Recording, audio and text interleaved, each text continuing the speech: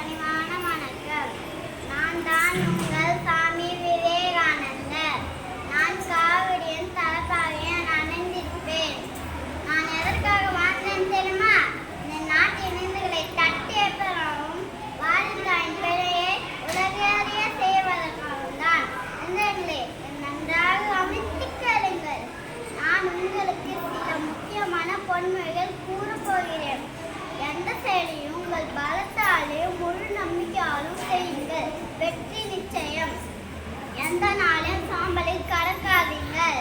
உங்களை பலவீனமாக்கும் எதையும் வாழ்க்கையில் அனுமதிக்க